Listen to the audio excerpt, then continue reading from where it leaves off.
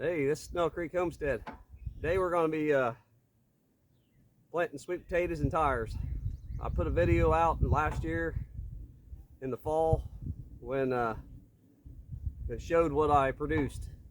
We had a good crop, pretty impressive yields per tire.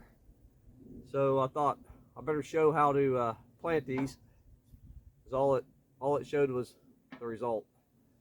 So the results are great. Everybody wants to see the results. Well, I'll show you how to do it. So we start out with 2 tires.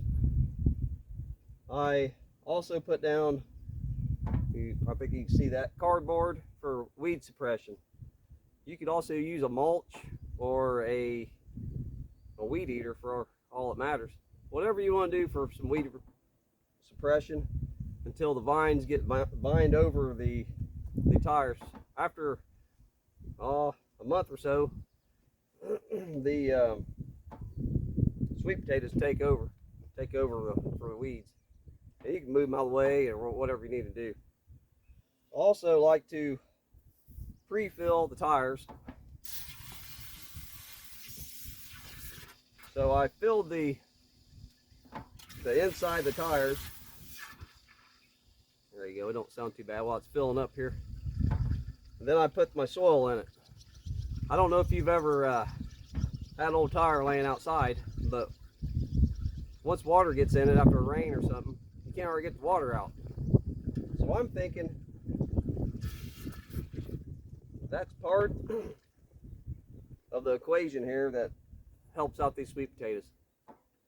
It holds that water in the tire. The roots can get to it. The soil will wick it, the moisture to the plant. So that's the angle we're going here with, and that's what seems like it works pretty good. So also you need a good quality seed stock, which is sweet potatoes are called slips.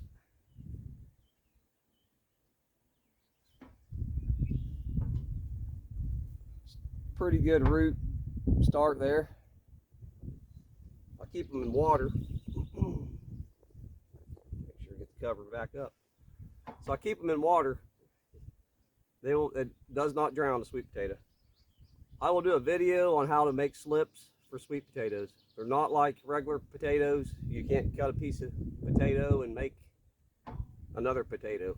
You make a slip and then you make a potato. So be looking for that video in a week or 2. So I'm going to hurry up and fill this tire up, and I'll show you how I plant them, and then we'll go from there.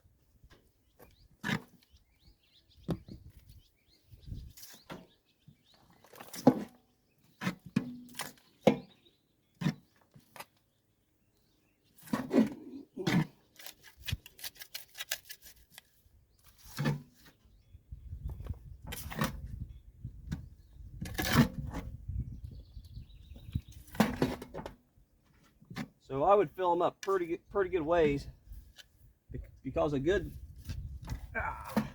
topsoil, a loose topsoil, you need loose. It will settle as it rains on it or you water it. So that looks pretty good. So this is what we're going to plant in. You can see my other ones. I got 3 potatoes per tire. So I'm going to take my finger, put it in there. That way it don't damage the plant as you're pushing it in. I'll find one with some leaves on it. There you go. Good looking sweet potato. That's a good looking sweet potato. Good slip. One more.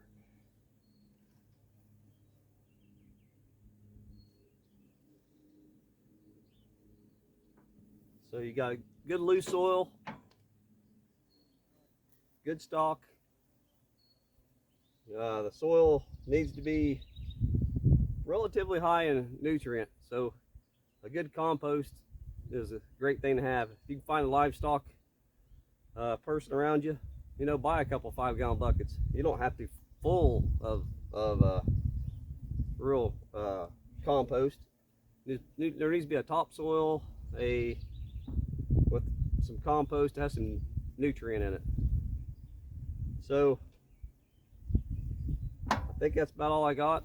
Like I said, I got another video from last year. And hey, click this button if you like this at all, because I need to start getting out there. People need to grow food. If we can get people growing food, well, it's kind of high, so we might as well eat some decent food. You know, I don't just do tires though. I'll do out in the garden. I'll hill up a bunch and put 120 whatever sweet potato slips out there. You know, I mean, the tire is just another angle of growing something, a way you can maybe, if there's a failure in one area, maybe not another area. And small garden, small yard, small balcony, 5-gallon bucket. So many ways you could grow these sweet potatoes. So the biggest thing is just get out there and do it. Get out there and grow something. Make a mistake. You know, who cares? Is it a mistake or is it a learning experience? I have a lot of learning experiences. So I stumbled across this. I like it.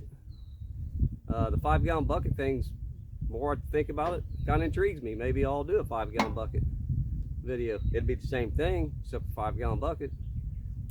Maybe a drain hole in the bottom of it, because I believe that would be the key. I believe there would be a key there on that. Keep moisture in it. So, hey, this is Snail Creek Homestead.